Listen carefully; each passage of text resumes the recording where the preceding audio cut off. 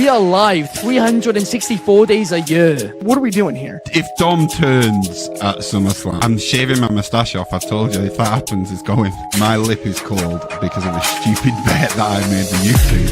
Oh, good. Wrestle's better than Daniel Bryan Daniels. Better than Okada. How do you not get sushi after Monday Night Raw? What's going on, everybody? We are back once again with another edition of Wrestling Republic's daily broadcast. It is Monday, August 4th. We are fresh off not one, but two nights of SummerSlam. Normally it'd be a mailbag Monday, but not so much today. We are going to break down night 2 because you saw us break down night 1 yesterday.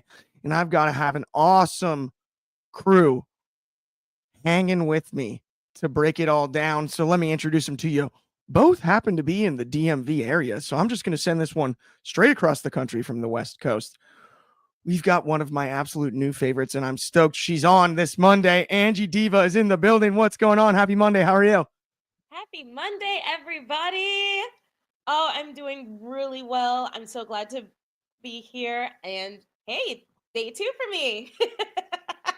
Absolutely. But before we get started, it may not be Tuesday, but you're going to want to get your twos up because we got the Tuesday Night Delight. Shadi in the building here to break down night 2 of SummerSlam. How are you, Shadi? I'm not doing too well because I feel like I have told you what the DMV is, and I've spoken with Angie before the show. The 757 is not the DMV, okay? Northern Virginia. We still count. No, Northern Virginia is the only part of the DMV because we are metro accessible. But I'm glad that a fellow Virginia native has joined the team. We have the, Holy Trinity, myself and you and Angie. And we're about to run the UK folk out of here now. But we here, man. Let's talk wrestling. Absolutely. I'm excited about it. Forget about the UK guys today. We've got the US of A in the building. Not only that, Zach Minger here just completely changed my plans for the rest of the day. It turns out it's National Chocolate Chip Cookie Day, so gonna have to fit that one into my schedule. Fernando Zayas here with Good Afternoon WR Crew. Good afternoon, as always, Fernando. Good to see you again. He said SummerSlam Night 2 was fire. Cody versus Cena was a classic. The surprising return of the Beast, no doubt.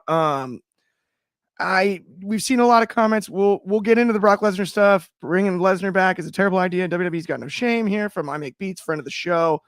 Roundhead is disagreeing on that. There's all kinds of stuff like that. Yeah, we're gonna get to those comments when we get to the topic, y'all. So let's just follow through of us on here, okay? We will definitely do that. Donnie De Silva here in the comments. It's off IWC Nerds Day. Sorry, that made me laugh. Shout out, Donnie. That's good, pretty Donnie. funny.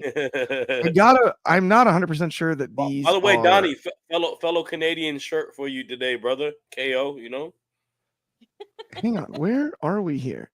Is this the right one? Yeah. Yeah, that's the first one.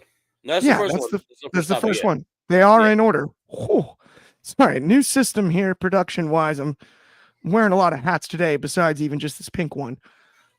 The net of it is Naomi played out to the ring by her father, which I thought was just an incredibly cool moment on the guitar. That was awesome. This was a really cool triple threat match. I thought it was a great way to open the show. I loved it. The only thing that I was actually bothered by is I heard like a lot of people trying to compare it directly back to the Mania triple threat match. Like that was a different match, and this one was still really, really, really good. I think the right person won, Naomi. I loved the way the finish worked with Ripley hitting the Riptide. She finally has her chance to pin Io. Oh, not so fast, my friends. In the words of the great Lee Corso, Naomi there for the roll-up. She gets the victory. She sort of steals it and hits the ramp.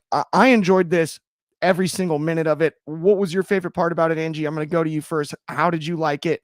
And how about Naomi's title reign so far, since arguably as surprising of a cash-in as Seth Rollins that we saw night 1? Honestly, I thought that this was something that I was really hoping for a bit. I'm a big Io Sky fan and even more of a Rhea Ripley fan, but seeing Naomi actually getting a chance to have a title run is actually really great. There were a lot of great spots during the match. My personal favorite was of course Rhea hitting the Riptide.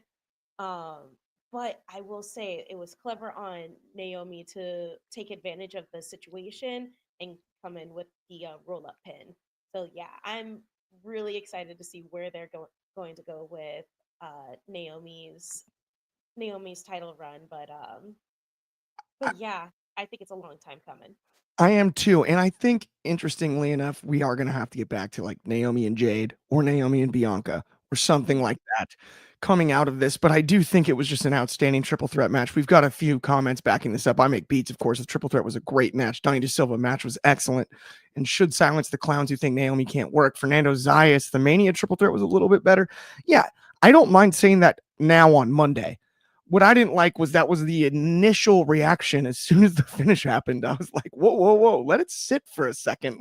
Even you on know? and this is no like knock on someone, but like I saw Jackie Redmond was talking about it in the preview show, and she said the second time, like I think she got confused for a second that Naomi and Bianca, like Naomi wasn't in the Mania match, and to your point, there's a difference between that match and this match. There is a actual heel character in this match, and that changes the dynamic. And I think that is the beauty of it all. I think Naomi plays to her character better than anybody else can in that women's division. Like she is the most precise, true to her guns heel. It's organic. She doesn't care about how she's going to win. She's going to use every trick in the bag to come out victorious, and it is an absolute gold mine, man. She is killing it. She was the correct person to win. She played off of this bond that Io and Rhea have, which they're supposed to be rivals, but they were trying to gun for her. And right when they slipped up a little bit. She snuck in and she got her opportunity and she got the win. I thought everything about the match is as great as it could be. I mean, Io and Rhea have probably had the two best women's matches of the entire year, and they're against each other. Maybe the top three. Like their sense of chemistry, their synergy working together, like it's so out of this world. That story can still continue, but the crowd moment is for Naomi, man. Like you mentioned, coming out there, having her father play her out. She felt like a superstar. She looked like a superstar. She is a superstar. And to me, I just think that this is like one of the best character developments I've seen in the WWE for some time now. Someone who left the company on unforeseen issues due to the previous regime, went and bet on herself, helped kind of reinvent herself, came back to the WWE, then reinvented herself again. She's going in there with so much confidence. She knows that she is one of the best superstars in the entire division. And she's going, she's going to deliver in that standpoint. And like what the comment said earlier from Donnie, like it's the balance of being an incredible in-ring worker and an incredible character. Like it's like, to me, it's a very similar, like we always rave about Toni Storm. Like I think Naomi is in that same island, just out of this world on both ends, can go the distance bell to bell. Her and Nia Jax had amazing matches this, previously as well. The tag matches during the Bianca reign to what she's doing now, as well as just this character is so good, man. You got to proceed with caution at all times.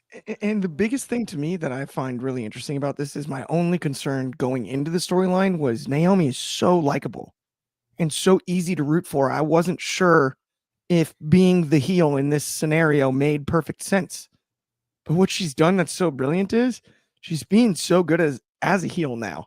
You see moments like last night, yeah, still heelish tendencies wise, but the moment with her dad and whatnot, she's going to be the biggest babyface in the women's division by the middle of next year because her charisma is undeniable, and that character arc, it can happen quite easily and not in a corny way. And that's what I'm so impressed by it, because none of the heel work she's done has come across as corny. You should proceed with caution. Just like DCX Warlord said here, she took her dad took a photo with Io and Rhea after the show, and Naomi reposted it and added, that he needs to proceed with caution. That cracked me up. Donnie De Silva in the comments here with 100% right. Was the Mania match better technically? Yes. But was this one better in terms of storytelling and psychology? Probably. I'm with you there. Yeah. Roundhead here with 2 best matches of the year, full stop, men included. I mean, that's a big statement, but I'm not going to try to argue with it. Not today, at least.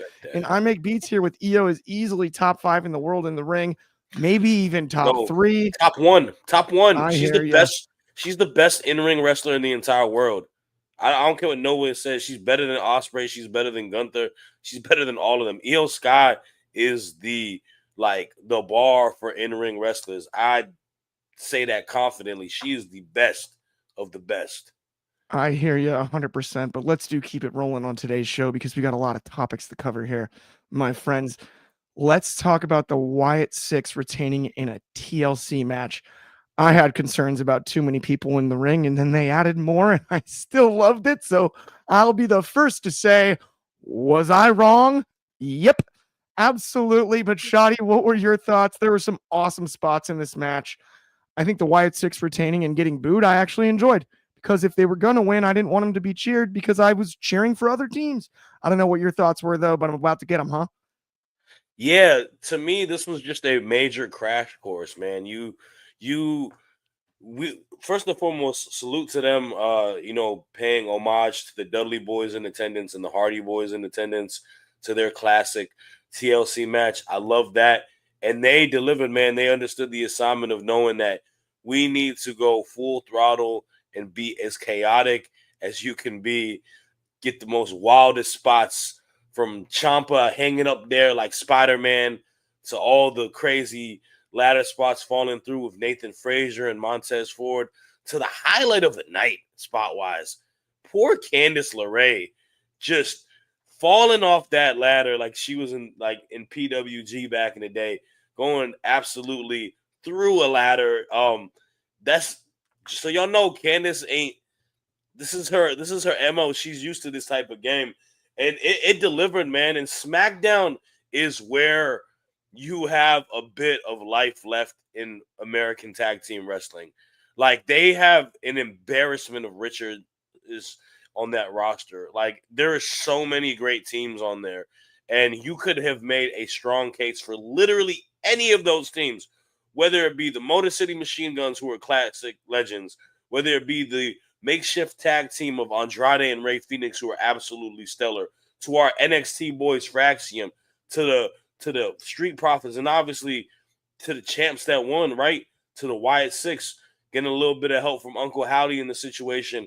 It works well. Now, them getting booed, that's where I am interested to see, because I don't know of a lot of yesterday is the temperature of how the whole entire, landscape of pro wrestling feels about teams. I kind of just feel like that's a New York thing. I think that crowd was just a little different last night. And I wouldn't say that the Wyatts are, dead in the water. They got to be full on heels, even though they kind of have a heelish character arc to them.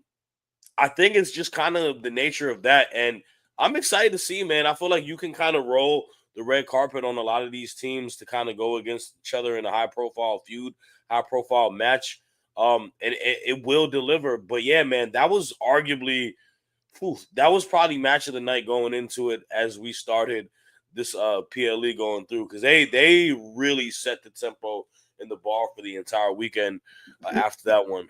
It was a heck of a match, and I'm with you. It's interesting. We got Just Apart, friend of the show here, with the ending is why they booed. They barely stood out compared to the other teams. Wyatt Six are boring, and I'm talking 90s Vince trying to keep Dentist and Clown give us more. Okay, I think that's a bit extreme, Just Apart, when it comes to the Wyatt Six. I'm actually more in agreement on what Shad had mentioned about the New York City crowd thing. New York's a tough crowd. We talk often about Chicago and Philly, I feel like, as far as harsh crowds are concerned. And sometimes I feel like we forget about New York. New Jersey might be just as nasty. And let's not forget, this is about half and half, because it's right there. It's a real easy trek from the city, and it's a real easy trek from New Jersey to get to the Meadowlands. So you're getting a little bit of that, I think. This is one that I definitely agree with, though, from I Make Beats. And that's the Wyatt Six in broad daylight didn't work.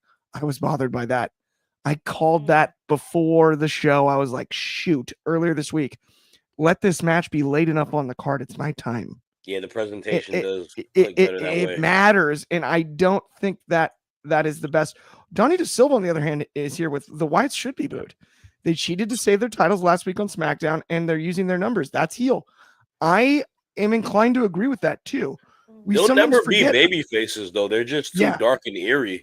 And I think because of the attachment to Bray Wyatt, there's this thought that they would be baby faces. Yeah. But baby faces need to fight from underneath at some stage. I don't know what the deal is on that, but I do, Angie, because we got a little extra time here, want to get your thoughts on the match for sure. Well, the match on its own, I honestly found it very enjoyable. I'm surprised we're all not talking about that moment where Tommaso Ciampa was dangling there, and they were about to have that nice little call back there to when Edge went ahead and speared Jeff off the thing. Oh yeah, like, I'm surprised no one else noticed that, or at least no one's mentioned it. I was like, they were really calling back to that part, and I thought it was really cool. But of course, Ciampa being like, "Hey, that looks familiar," and raised his legs up out of the way. So I was like, "Okay, that was the ticket there." Like that made that so funny because it was still the nostalgia, but it's like, no, we know better now. I love that too, right? You got the callback, but it was a different spot. Mm-hmm. That I think is brilliant. I think you're onto something there, 100%. Donnie here with the Wyatt started as babies, but when you constantly outnumber the opponents, it doesn't work. So now they're working heel. Yeah, I would agree with that too. But I'm with you on the Ciampa spot. There were so many. I mean, honestly, Rey Fenix did some things. I say it all the time. I believe that Rey Fenix is the most underrated professional wrestler bell to bell in the world. I think he's just capable of anything.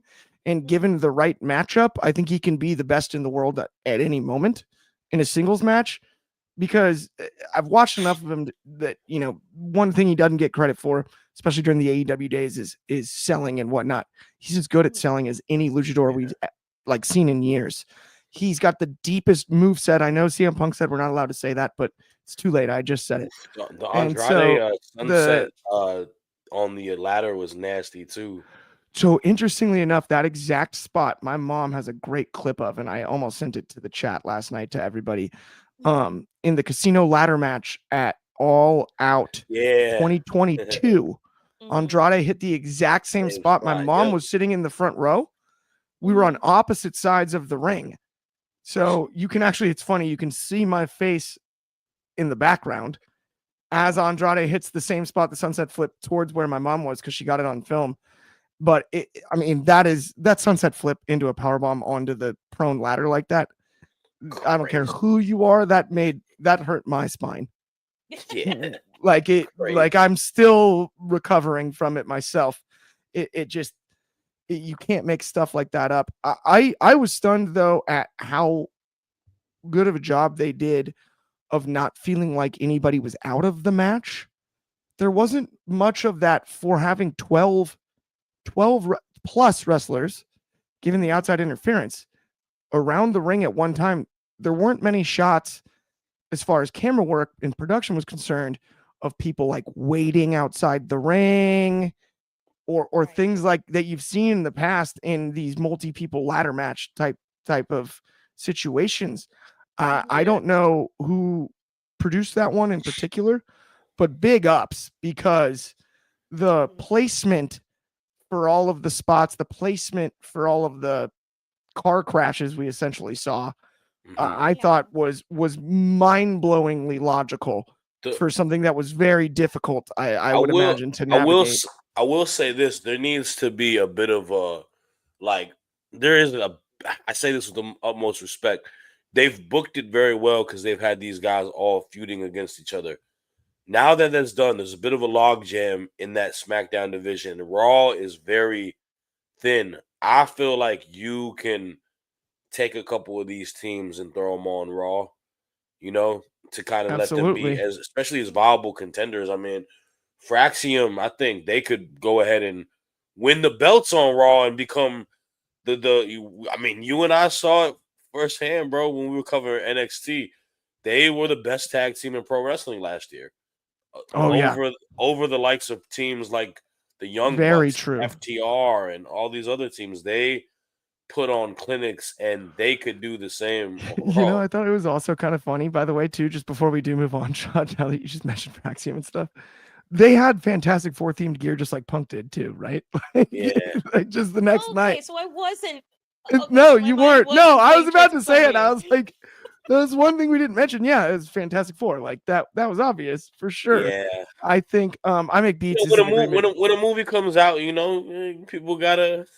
Can't blame them. I thought it was cool. I like the color of. I like the light blue. I think it looks cool.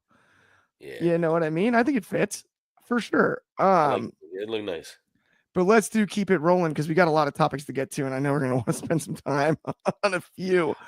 Okay, Becky Lynch retains the Intercontinental title against Lyra Valkyria.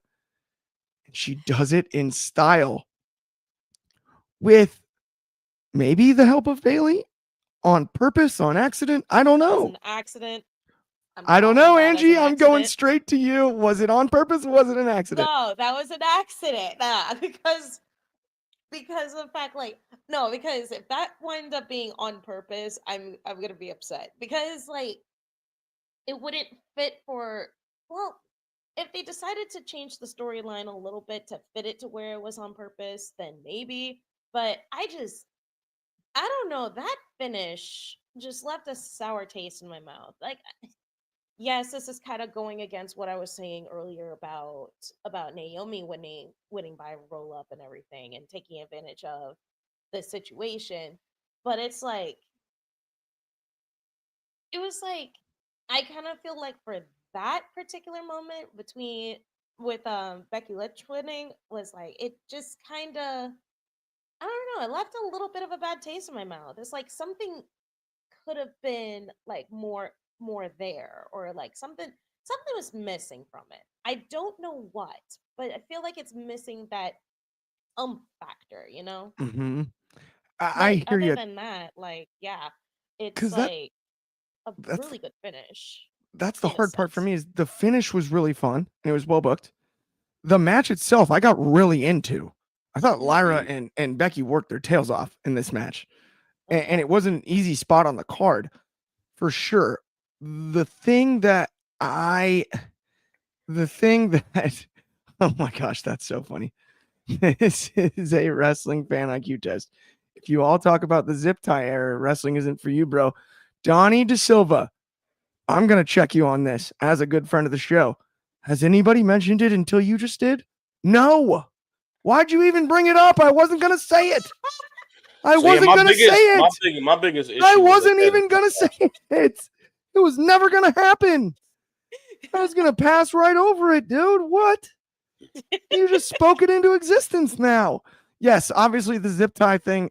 I actually the only part about the zip tie thing I found funny, separate myself from the wrestling part of it, is so Lyra accidentally breaks it because of the amount to be able to do the suplex, the amount of pressure she throws outwardly with her arms snaps the zip tie. When it's time to actually take it off, she doesn't have the energy to just rip it like she did before. So she's got to go onto the ring and cut it. And I felt bad for her in that spot because it was oh, wait, the first one just popped like opening up a soda can. And then the second one, she's like, shoot, I'm stuck this time. Yeah. She's honestly though, man, she's becoming my favorite wrestler on the roster, low key. I just think she's so precise with her striking and she's so clean with all of her entire just sequences and moves and whatnot. And they had a physical bout. They went for a while, but I really liked the match. I thought a lot of people were saying that it was boring, it ran too long. I enjoyed it. I thought it was physical. I think it was clunky at times, but I thought it was good overall. And then I was at Money in the Bank. I make beats. I'm in agreement there. That one was amazing. But either way, the Bayley aspect is definitely interesting. I'm curious to see what goes after, we'll see what happens tonight. Okay, the other thing that I really liked about this is I like Becky's going to the new entrance music. It means a lot to her. Yeah. And I like that it disappointed people because it felt like the crowd was more behind Lyra than Becky last night, which I don't think would have been the case if you come out with the same stuff. Donnie Park, I'm fielding the it fits the presentation well. I thought like the Titantron and everything to it looked good for it. So I mean, you know, Celtic Invasion can come back when she turns babyface again. But... Right. And the song has personal meaning to her, which I think is important to note. That's something that, you know, we need to think about.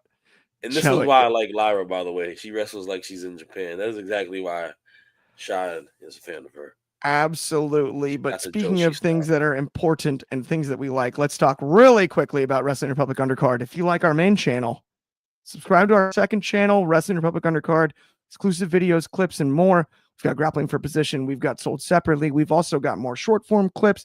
So if you're looking just for kind of the highlights of the daily show, Allison analysis, things like that, you're going to find that over at Undercard. If you like our main content, I assure you, you will enjoy Undercard. But we hardly have enough time to even read ads. So we're just going to keep it rocking and rolling on today's show. There's no doubt about that. Solo Sikoa and Jacob Fatu. This one got me steamed last night. Yada mean. I am not a fan of crawling out of the door. I'm not. Unless it's the most heelish move ever. But did we really just highlight the artist formerly known as Hikuleo Tala Tonga's big boot for this finish? If they cheat all the way and Solo struts out the door, I'm all good with this. But why? Because the other thing is, the most memorable moment of this match, and correct me if I'm wrong, Shad, by far, is Jacob Fatu being like Jimmy Snuka, New York City, Madison Square Garden, bigger stadium, MetLife Stadium, New Jersey, same market. How about I do a backflip and I'm double your size off the cage? That is the moment. That is the moment of the match. And it happened after the freaking bell rang. I don't know. Splain, Shad, splain. Yeah, man. It's a difficult one to process because I feel like this is the second stinker that these two have had against each other. I thought it felt pretty abrupt and short. So here's the thing. I feel Solo winning is not the wrong decision by any means. I think the legitimacy of him and his faction needs to be created. They need to make us look at someone like Hikuleo, Talatonga, Jeff Cobb. I'm not calling him the other name, and Tamatonga. They need to make them a viable threat as a team, and I think that's what they're trying to do. The issue is they feel like a meme squad, right? And a finish like that kind of feels like a meme squad way, but I'm not mad at it per se because it's true to Solo's game, and I feel like their faction kind of needs to be a little bit more like Judgment Day adjacent to how they like play off of that because Solo is charismatic. He's got the comedic timing. Play off of that a little bit. I don't think they need to be just like the OG bloodline, right? Like they can have their own avenue and way to be. But I mean, the match itself, it just kind of felt like, oh, okay, that's done. It felt flat.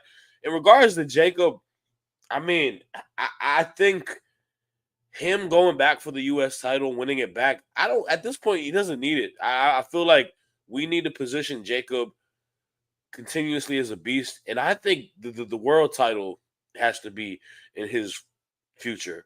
Like, I think he's ready for it. I think that he needs to go for the world title at some point and, potentially be the guy to beat Cody Rhodes down the road. So we've got a comment here that's interesting. This match served one purpose, build. That's it. Jacob is already bulletproof from Donnie. I kind of agree with that. I do agree with that, in fact. But we've got a bunch of other topics to talk about. But I find something interesting. We're going to get to John Cena later. I want to put a bookmark in this because now where does John Cena go? Here. I see Jacob Fatu as potentially that last opponent. And I'll tell you how we get there. If you hang in there till the final segment of the night, that's all I'm saying. Cheap plug. Let's keep it rolling today, though. Let's talk about Dom Mysterio. He retains the IC title, shades of Eddie Guerrero, many things. Him and AJ put on a heck of a match. This was off the charts. I enjoyed this so much. Yeah, he used his shoe. He went full Eddie. Talk to me about it, Angie. What did you think about this? Dom is starting to get to the point where I'm afraid people just want to cheer him. I mean, yeah, it's like this generation's version of Eddie, but like, when do we get to a point where we start to actually see Dom instead of just a Eddie clone? Like that was my whole thing about that, but I guess he's kind of making it his own thing in a way. But other than that, I'm kind of sad that AJ didn't win this one. Um, because honestly, Dom's already being pushed at a point where it's like, yeah, yeah, we get it. Like you built him up and he's already gotten stuff done pretty well with the Judgment Day. But now I kind of think about it, he didn't really have the rest of Judgment Day to really try to win it for him. He kind of did it by himself. Or else Yeah. It's like or am hard to I say aloud. No, misremembering I don't that? blame you. You're like, it's almost confusing. You're like, he won clean against AJ Styles. Like, Yeah, technically he won clean, but like he did. it was still a lot of Eddie than it was like Right. what Dominic is. But like if Dominic's whole thing is just being an Eddie clone, then more power to you, I guess. Yeah, But like I don't. he- It's weird. I don't know. I think something about the Triple A reaction to him showing up mm, changed my perspective on Dom a bit. yeah. Where now I'm like, maybe he really does have something. Like he's captured something special here. Not that I didn't think he was really good. I thought he was capable, but there was like more to be. I think maybe actually we're leaving stuff on the table with what you can do with Dom at this stage, with the amount of fan support he's gotten. Like in Mexico, he's not a heel. He's not a rudo. He's a baby face. He's got a The level way of the star reaction power. was, it's crazy to me. And like you said, with the Eddie thing, some of that is endearing. And so I'm wondering if this isn't the next step to get Dom back to a point where he is a face. He is somebody you root for. He's still Dirty Dom, but he's like our Dirty Dom, right? He's he cheats to win, right? It's cool that he cheats, but we like him. I'm wondering if that's the angle. I don't know. What do you think there, Shotty? Really quick, because we're gonna take some time on this main event. No, I think he does have a sense of like it's like a revamped version of it off of the character aspect. He's kind of playing the ladies' man with the whole situation. We had Eddie in China. We had obviously him and Rhea, him and Liv, and then the whole cheating aspect. I love the callbacks. Obviously, that match happened 20 years ago for the custody of Dominic Mysterio in Washington D.C. By the way, yes, shout out MCI Center. And I like the fact that, AJ came out in the lowrider. His son had the bleach blonde hair, kind of like Dominic when he was a kid. The Eddie gear. The Eddie gear looks sick. And look, man, AJ Styles is one of the greatest in-ring wrestlers of all time. Mm-hmm. He really helped Dominic reach to a level to, like, have a phenomenal bell-to-bell match with him. And Dom he stepped it up, man. He could work. He's not just a comedy, like, character guy. He's a legitimate, like, all-around wrestler. Go ahead. What you gonna say? The chair spot where Dom tried to pull the Eddie, and that was so funny. AJ puts it over his neck and does the anything you can do, I can do better. I was like, it's straight up the Mia Hamm Michael Jordan commercial. Yeah. Anything you can do, I can do better. It was perfect. Like that was Styles just like having fun gold. Too, bro. You could have paused that moment for 5 minutes and I wouldn't have stopped laughing. Like it was just excellent. That's like all you can ask for from an entertainment standpoint. Like it was just logical gold. And the perfect part was nobody got caught. Of course they don't. And I wouldn't have liked it if anyone did. That was the best. I enjoyed this match as much as anything, but I want to give us all the time in the world to talk about this one. Yep. Because man, is there some crazy stuff. let's get into our main event. So Cody Rhodes. Many people Friday night believed, including myself, I'm going to start with this, including myself, believed that John Cena was pulling the wool over our eyes. It was a ruse. There's no way he's really going to be real John. Nope, we got corny John. He's back. I was wrong. 100%. Yep, that's exactly how it went down. Cody Rhodes, ironically, not wearing suits and ties this time. He's sticking with the starter jacket look, which I kind of respect. That does not mean I'm turning around on Cody Rhodes. Don't you guys get excited about this in the comments section. Whoa. I've got a lot of beef with the American Nightmare. Oh, That do has you now? that. Oh, yeah. Aunt You thinks he invented that gimmick. I go way back with Mr. Rhodes. Look, the match was probably better than the Mania match. And I don't know if you remember, and I'm not trying to take up too much time here, but if you were watching the program back, and I know Shad was because I think he was there. I said that if it was babyface Cody versus babyface John at WrestleMania, I was going to the show and I would wear a blindfold and not watch the match. Thankfully, John Cena bailed me out and turned heel at the time. I'll also admit I might have been wrong because the babyface versus babyface match was better than the heel versus babyface match by miles. Dang it. I did not expect that. I didn't have that on my bingo card. And I keep having to make all these admissions. It's brutal for me here. I look, John Cena as a heel, I enjoyed, but yes, the American narcissist does still exist. Absolutely. Nobody more self-obsessed in the world. But at the same time, I don't know.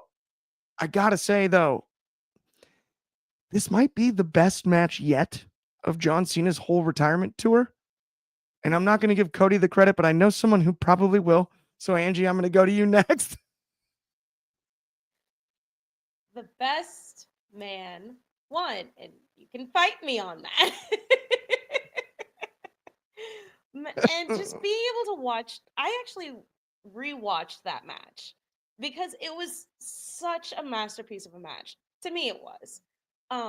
Because you could still see where the rivalry finally got to. And the fact that John just decided, yeah, I'm just gonna go back to being a face, which I'm sitting here like, no, you gave me trust issues. I don't trust you actually being a baby face right now. But that finish, oh, that finish was wonderful. And it still cracks me up with you and Aunt just being so upset. Because after the match, after the match, I couldn't help it. I was just like, what happened? I thought we were excited. This was such a wonderful match, wasn't it? We'll get to that. We'll get to that part too. I got excited at the very end. But I'll say this. So Cody Rhodes, the video game, you have your finishing moves and your signature moves in the video game. It's been that way since they released the game. Cody Rhodes has to hit the crossroads 3 times. So they literally put in a new button for Cody Rhodes to be able to hit that as his super finisher. It's the most ridiculous thing I've ever seen. We really doing that right now when we watch AEW pay-per-views and we see Ospreay spam the hell out of everything and we love it. Come on, we gotta call a spade, bro. I hear you, Shotty. We can't be a hypocrite here, Clark. You talk to me about this match. All right. Yeah. And give me the super finisher spiel. So first and foremost, man, I'm about to say something that is a hot topic. Everyone's saying that John Cena's heel run has been an epic fail. The storylines have been an epic fail. I actually highly disagree. I'll go to the point where I found it quite enjoyable. I love the overbook that was the Randy Orton match and feud. I love the overbooking that was the CM Punk. I love the storyline that reignited us to like Ron Killings and getting him back. You know, like I liked it all, and I thought there was a lot of interesting promo exchanges and battles through it all, and even within the Cody Rhodes stuff, I feel like a lot of the early, go alongs between the promo battles with them, I thought it was great, and I don't think it was an epic fail. I think the only rift that I have is how we got him to a babyface. I feel it was so abrupt. But regardless, I thought last night was one of the how these two guys can have the worst WWE PLE match and also the best WWE PLE match against each other is absolutely mind-boggling. I don't know if it just became a point to prove. I don't know if it was a stipulation, but last night felt like a just pure movie going on between them. Like you felt the energy of this is John Cena's last match potentially being champion, and he is going to work his tail off to retain the title, going against the guy who is, in a sense, a passing of a torch, right? Moving him to the next big time babyface. And man, they delivered, and a lot has to be said. I know you're gonna hate this, Clark. Cody Rhodes is one of the most important wrestlers in the last like 5 years, man. Like from what he's done in I'm the not going to creation argue with that one. to what he's done in creation of AEW to what he's created coming into WWE. Like the guy delivers in big time matches when it's given, and there's something about his wrestling style that is just so like old school important that I do appreciate and love a lot. And I thought they delivered like so well, man. It felt like it was set to be a box office match, and it delivered and was a box office match. Going into night two, and they knocked it out the park. I'm super curious to see what goes with this next title reign for him because this one is going to be different. He got it back, but like I feel like the weight is going to be a little bit heavier on his shoulders now. That's fair. I think 100%. But let's shift the focus from Cody Rhodes to John Cena really quickly. Yeah. Because of time here. Something I really do want to talk about because I actually do hear where you're coming from, and I am not going to argue with the Cody Rhodes has been as important to anybody as anybody in the industry over the last 5 years. There's no debate about that. John Cena now, 12 dates left. What does it look like? I had a theory last night that I really wanted to express, and I'm excited I get to do it on air. I think first you're going to see him against the guy we're going to talk about in our final segment, Brock Lesnar, at Clash in Paris. Then I think there's one stone left unturned with John Cena career-wise, and that is the Grand Slam. That is the IC title. We just discussed Dominic Mysterio, and guess where Survivor Series is? It's in San Diego. It's in the 619. John Cena, Dominic Mysterio, Survivor Series for the IC title. We've played the hits from throughout John Cena's career. This is where I think his retirement match is the most important. It's another person we've mentioned. Saturday night's main event, John Cena goes out on his back the traditional way. I think he does the opposite of what we saw with many stars. I think he does the Shawn Michaels route. Not the Shawn Michaels route given the one we don't talk about. The original Shawn Michaels route. And I think he loses to Jacob Fatu on Saturday night's main event in December in his final match. And then they hand him the microphone, and unlike Goldberg, they let him talk. But I want to get both of your thoughts on what you think is in the future for John coming out of this, especially now as a babyface. I'm going to start with you, Angie, and then I'm going to go to you, Shad, and then we'll get into the Brock stuff because I know everybody's curious. Like, that's on because of everything that's happened so far, it's kind of hard to really gauge on what we could possibly be seeing because we've got a lot of pay-per-views before the end of this year. So anything can easily switch around. Maybe it might not be Dom versus Cena in San Diego. Maybe it might be a little bit different. Maybe it'll be to a point where Dom doesn't have the title. Like that would, ooh, oh boy, there's a lot that can actually happen. But either way, I do like the idea of Jacob, either Jacob or Solo being like his last match. Someone from the Anoa'i family. I think Maybe it so might be too. Roman Reigns. Maybe. Roman would be amazing. I thought Roman if it was going to be the world title, but Angie, I think that's where for me the one he's done everything you can do as a pro wrestler except win the Intercontinental title. And with Dom holding it and with that show being in San Diego, Dom Cena could headline the show. Mm-hmm. Like over War Games. I mean, that Petco Park would sell out for Dom Cena in 5 seconds if you announced it today. And I know tickets are on sale. I just, it's interesting. Shad, I want to get your thoughts as well. And then we'll get into the Brock stuff because hey, we're going to cover it all. Yeah, I mean, I think it's a compelling idea. I think that's kind of the last accomplishment for him. If you want Cena to be the most decorated WWE superstar of all time, then you give him every single record, every single award that he can potentially get, and you put him in the forefront like that. So, I mean, that would be a very interesting take. I don't know if it happens just because we're so limited with the dates, and the IC title becomes very important again. It gets a magnitude of like World Heavyweight Championship shine with Cena holding it to who beats him and who would beat him. That's also the interesting part. I mean, someone like Jacob, would he go for another mid card title? That could be the game. If he wants to put somebody else over, maybe a Braun Breaker. I don't know. It would be interesting to see. But I like the idea about him and Dom.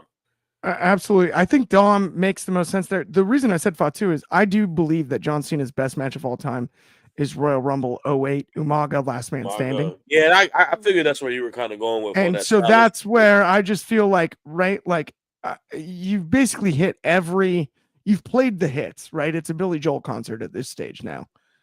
You got Orton, you got Punk, you got all the old rivals. And now what else can we do? Mysterio, the name carries enough weight. Dom makes sense, and it's San Diego, and the fact that it's the one accomplishment John Cena does not have in the industry is winning the Intercontinental title. I mean, I won't say unfortunately, but it is one of those situations where him and Cope can't have a last bout against each other. Obviously, that one is a stone unturned. I don't know because of Cope's even injuries that he works around how good of a WWE match he could have with John Cena. Oh, I think it'd be phenomenal. I think Cope can wrestle still at a pretty I think he can level. Too. I don't know if John can, is actually what I'm saying there. But to that point, before we get to the next topic, he had great matches with someone like Randy and someone like Punk. I think Edge is at the same level as them. But yeah, go ahead. Let's get to the last topic. Let's talk about the return. Dun, dun, dun. Dog, can I say something real quick? Jim Johnston is undefeated because that riff will get anybody excited. I mean, listen, this has been the hottest topic of the day everywhere and since. Here's what I think. It's a dicey situation, of course, because of the legal aspects, because of the stories and whatnot. If we're able to separate that for 2 seconds, and I'm not saying that's necessarily the right thing to do, but a returning Brock Lesnar to face Cena one last time, given their rivalry, is something. The little kid inside me, when I heard the riff, reacted viscerally in the moment. I was like, no way. I can't believe it. Right? Obviously, as time passes, you have real time to think about it, and you're unsure. I continue to be unsure about it at this stage. What I hope for is, because I'm a huge pro wrestling fan from an entertainment standpoint, that we get to a space where it's very possible for us to have the most entertaining product on screen as possible. And whatever the scoop is on what happened off screen,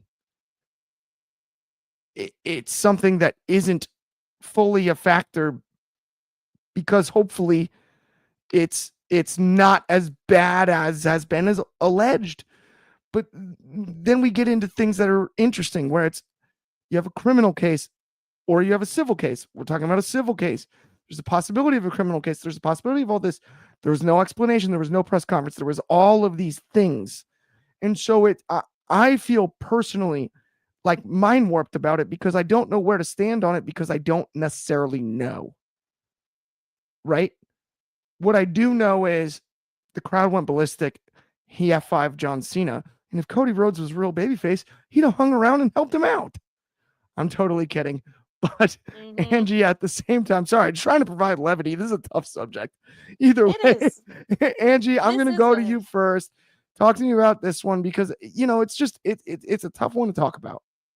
Oh, it absolutely is. Like, a lot of people were just like, oh, Brock Lesnar's coming back. Brock Lesnar's coming back. Brock Lesnar's coming back. They're like, with everything that's going on, like, I was in the camp of people being like, nah, he ain't really coming back. Like, there's no way.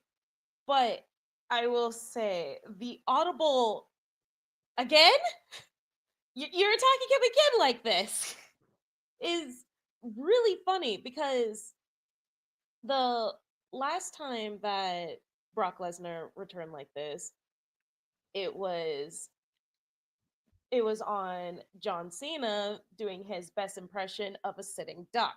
So it's kind of funny that we got a chance to, we can actually say, if I had a nickel for every time John Cena was put into the ground by Brock Lesnar like this, I'd have 2 nickels, which isn't a lot, but it's weird that it happened twice.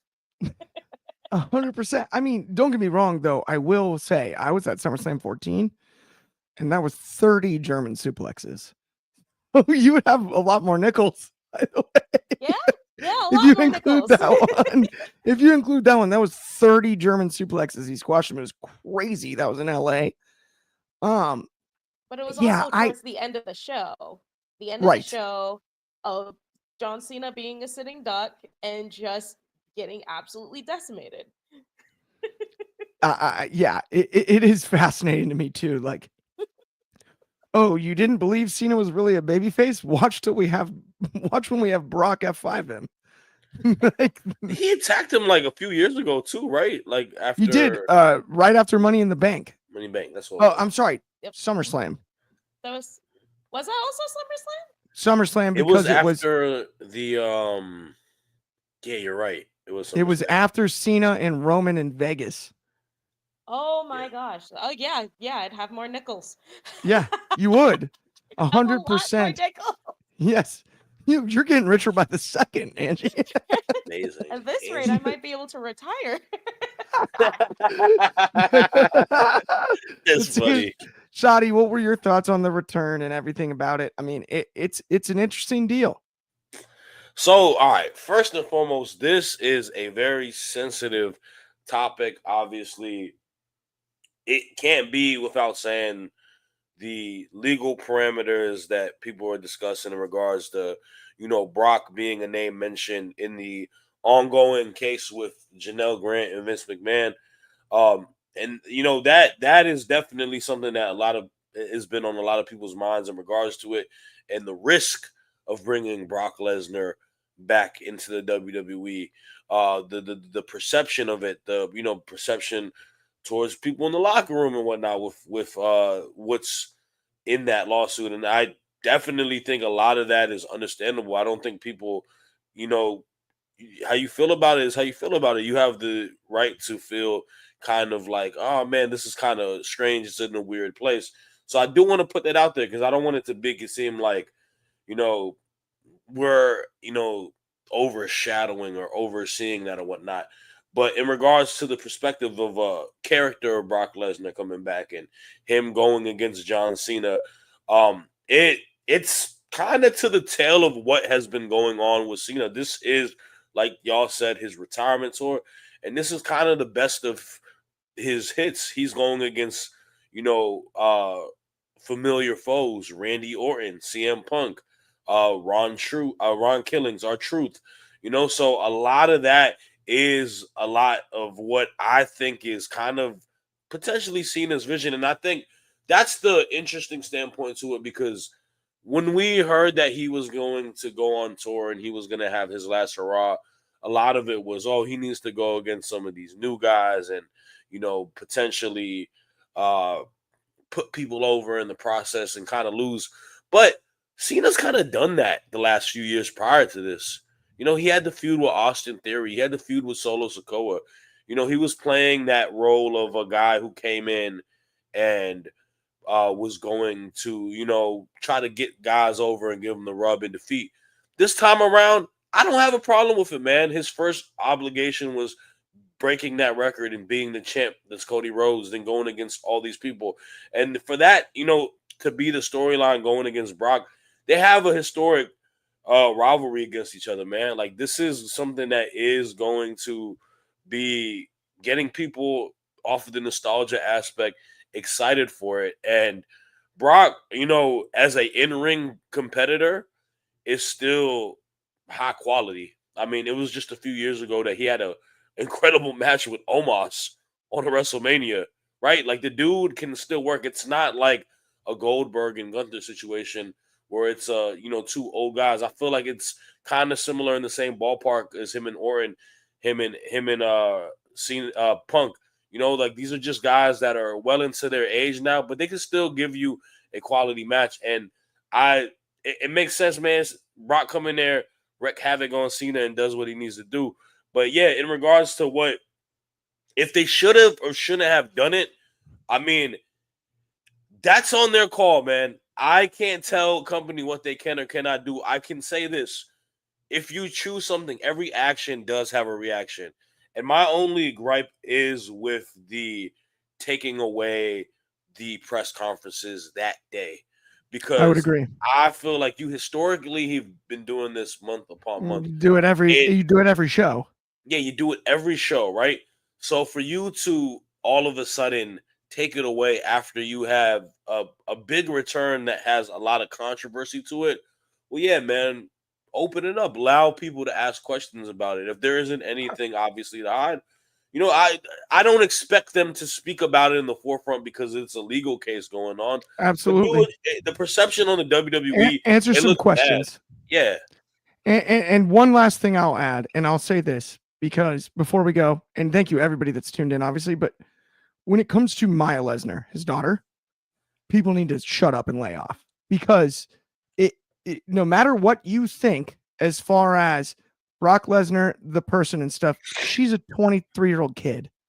And she isn't, that's not right either. So people need to lay off that. The Maya Lesnar conjecture that I've seen today, that's grosser than anything else to me. It's hypocritical as well. And I don't like it. Stop that. That young lady has. She doesn't. She's an amazing athlete, and it's not just done nothing wrong. So stop that. I did want to make sure I said that on today's show, but I will say that's also going to bring us to the end of today's show. Thank you, every single person that tuned in.